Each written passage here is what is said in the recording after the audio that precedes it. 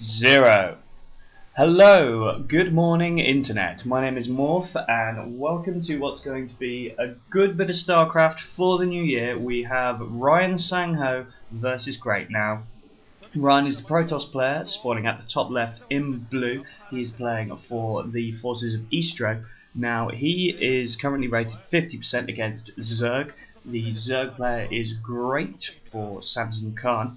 Now, let me just get the map out of the way because this video started at the 0 point, so I've got not a lot of time to get my blurb out, so I'm slightly up against it. Now, the map is Royong, however, which is also known as a fresh wind and a bright moon, so we've got a fresh new map for a fresh new year. This is slightly Zerg favoured, but it's only 3-2, so you know it's not any definitive percentile, people.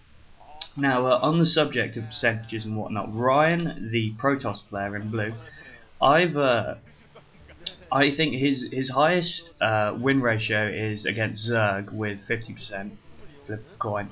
But I think it would be a lot higher if it weren't for some of the opponents he's handled, because he's come up against the likes of sort of July and Saviour and Yellow Arnet quite a few times. So I think if he'd maybe got some easier players earlier in his career, he might have a slightly higher win ratio against the forces of Zerg, even though it's the only race he has shown promise with. So it looks like Ryan's actually going for the Forge opening there. I will say as well, actually, he lost to Effort recently, who I think is another Zerg player who's been showing exceptional promise at the moment. So yeah, we do have the Forge going down there by the ramp.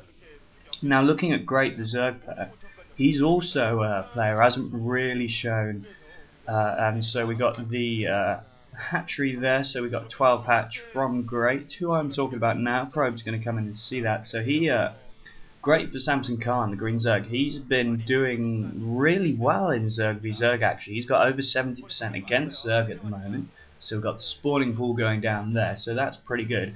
In Protoss, however, just 50% as well, so at least both players are, if you're just going by the math, they're evenly matched if you sort of ignore the slight map advantage, but you know, it doesn't really matter. I mean, Great's got no versus Terran game whatsoever, but maybe he can step up on the versus Protoss. I guess you know, it's his medium matchup, and the map's probably in his favour, I'd say. Well, the math says it's in his favour, so maybe he can, you know, get his versus Protoss play up to the standard of versus Zerg play.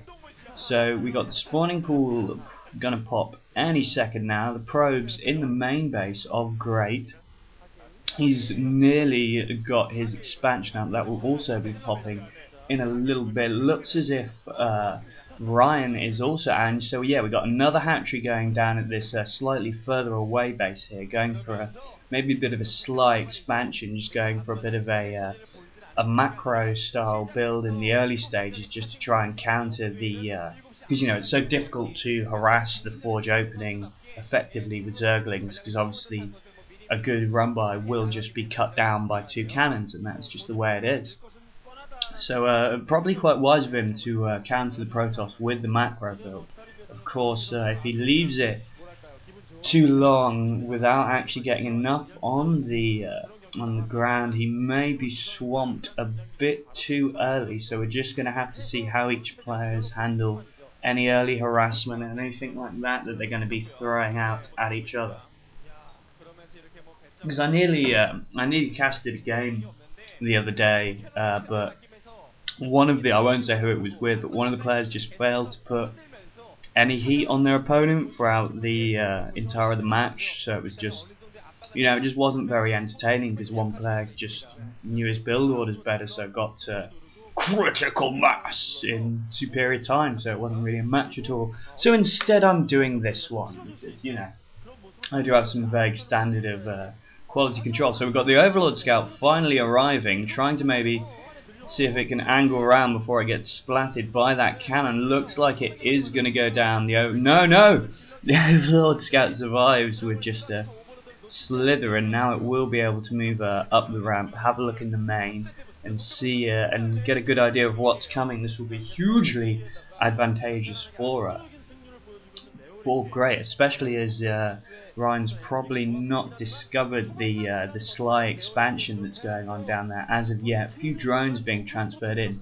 but what Great will have seen is that Stargate. So if he wasn't already putting up a spire, we will see one any moment, because naturally he will, and there is the spire coming down, as he will want Scourge to try and ward off that coming Corsair harass on his overlords. We do have a Hydralist den as well, so that's probably his main build order, so I doubt we'll see a lot of Mutas then if he is going for the Hydralist den there. So we got a Dragoon and a Zealot down, we got another Zealot coming out. The expansion seems to be doing pretty well, so we got 2 versus 3 base at the moment. We do have the lair on the part of Great, so he can start cracking out some lurkers, and a 4th base going down, so he is definitely going for a macro intensive build. We got the 1 Corsair now laying down some harassment on that Overlord. It looks like he is just leaving it to die and waiting for either a Scourge or a Hydra to pop. Instead it's a train, and there is the Hydralist,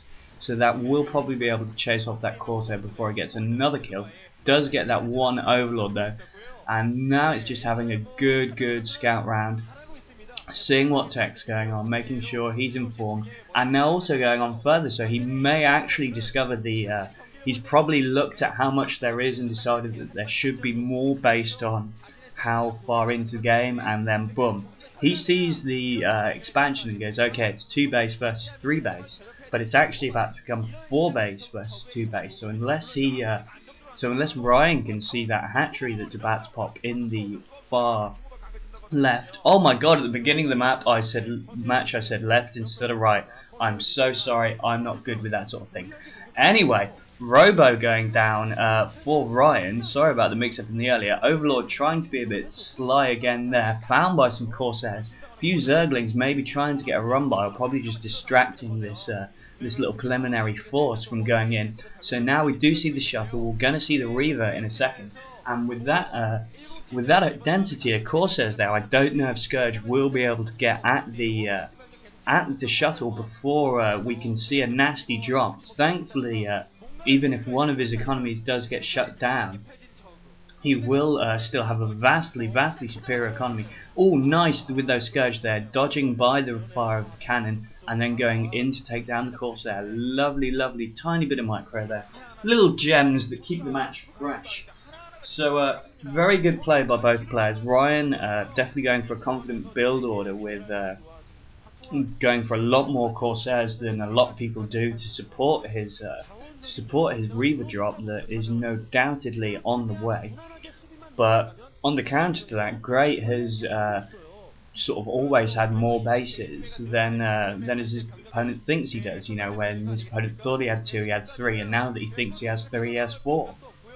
So as I said, he will be able to soak a good bit of harassment without it managing to stop his flow. He's probably going to have a trouble with unit production for a little bit while he's still cracking out quite a few drones for those things, but once he starts to get additional hatcheries on the go that are just for offensive unit production, we will see some goodness, and no doubtedly there's a Corsair coming in just melt any Scourge that I presume will what we're going. We do have a nice little amount of Hydralists, enough to cause a bit of bother, at least certainly to those Corsairs. They will definitely want to fuck right off when they see those Hydras, as they do.